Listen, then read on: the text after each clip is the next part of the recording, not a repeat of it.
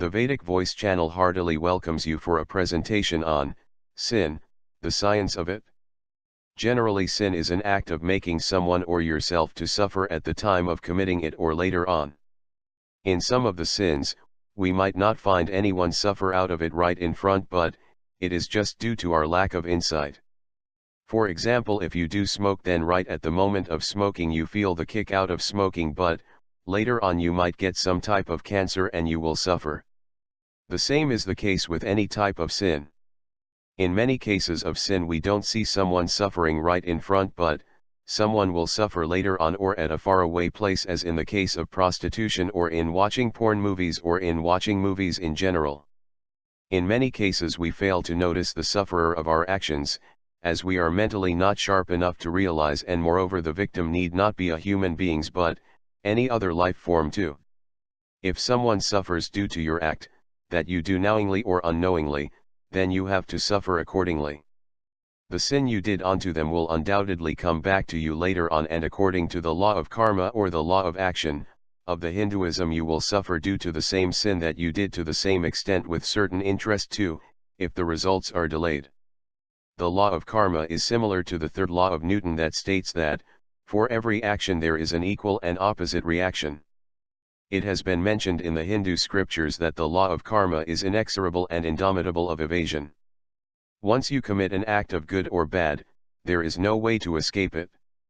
Hinduism claims that, whatever good or bad you do with your thought or tongue or body will be returned to you through the same channel. For example, if I kick someone, in future the same kicks will be given to me by someone else or through the same individual. If I scold someone, then it comes back to me later on, and if I mentally think ill for others, then in future this will make me to suffer in mind. This is retold in the age-old saying, whatever you sow that shall you reap. If it takes more time to get back, then the results too will be more. This is similar to the growth of money in a fixed deposit. This concept applies not only to the bad done by you but to the good actions as well. The good and bad need not be only towards the human beings, but towards any living being will count. One might escape from the law after committing a crime, but the Dharma or the laws of the universe, such as the Newton's third law, will not spare you, and the results of your actions will be delivered to you without any doubt. Another quality with the sin is that, while doing it, it gives you happiness, but later on it fetches you tears. But, unlike this, the good will give you pain while doing it, but later on it gives you joy.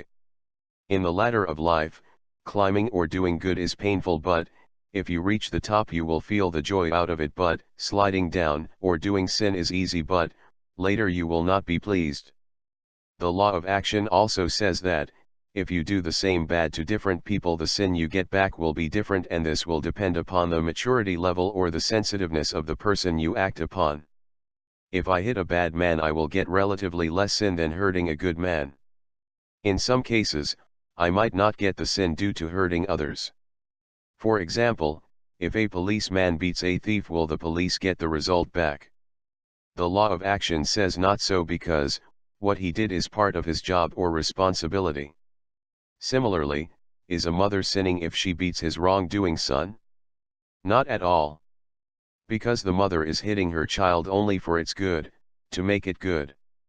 These are the exceptions given in the scriptures on the law of karma, the law of action. So, nothing is unscientific or baseless in the religions or scriptures saying something as bad and commanding you not to do it, for doing some bad actions will make you suffer later on, and not only that, you will be pushed down on the ladder of life, the ladder of evolution, if you commit such forbidden actions, or sins. So, if the religions or scriptures are saying something as sin or to forbid certain actions, then it is always better for us to abandon such actions, though we might fail to understand the wrong or bad behind such actions. Jesus or Ram or Krishna or Mohammed or Buddha or the scriptures are meant only for our good and not to make us fools or to restrict our freedom for no valid reason. After all, the scriptures were not written by the selfish politicians to cheat us. Do you like this video? Please write your comments below and share this video on your social networks. Subscribe to our channel for more interesting videos on Hinduism and related stuff. Thank you for watching.